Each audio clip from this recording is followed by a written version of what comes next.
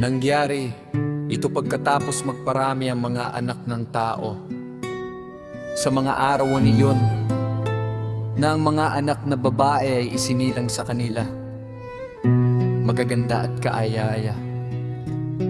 At nang makita sila ng mga anghel, ang mga anak ng langit, ay naakit sila sa maa ito at sinabi sa isa't isa, "Halikayo, pumili tayo ng mga asawa para sa ating sarili mula sa mga anak ng tao, at tayo'y magkaanak." Pagkatapos ay sinabi sa kanila ng kanilang pinunong si Samyaza, "Natatakot ako na baka kayo ay hindi maging matatag sa pagsasagawa ng gawaing ito, at ako lamang ang magdusa para sa napakabigat na kasalanang ito."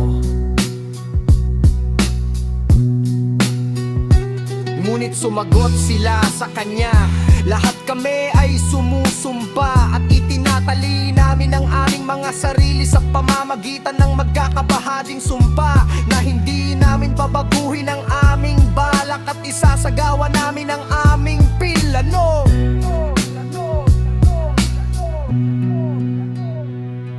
Pagkatapos ay sabay-sabay silang sumumpa at itinali ng lahat ang kanilang mga sarili sa pamamagitan ng magkakabahaging sumpa. Ito ang mga pangalan ng kanilang mga pinuno.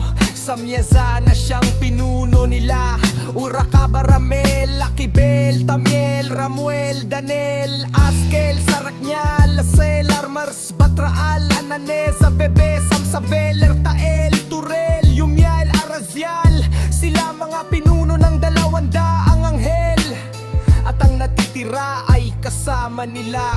Kasama nila, kasama nila, kasama nila, kasama nila, kasama nila. Pagkatapos ay kumuha sila ng mga asawa, bawat isa ay pumili para sa kanyang sarili. Sila ay nilapitan nila at sila ay nakipagtalik sa kanila.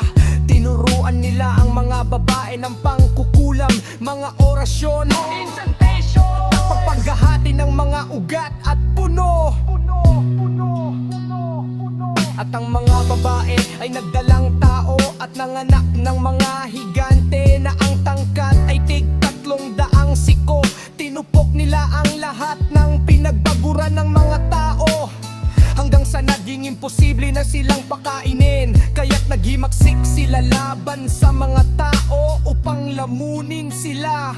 At nagsimula silang manakit ng mga ibon, hayop, reptilya at isda, upang kainin ang kanilang laman ng sunod-sunod at inumin ang kanilang dugo. Pagkatapos ay sinumbatan ng lupa ang mga hindi matuwid.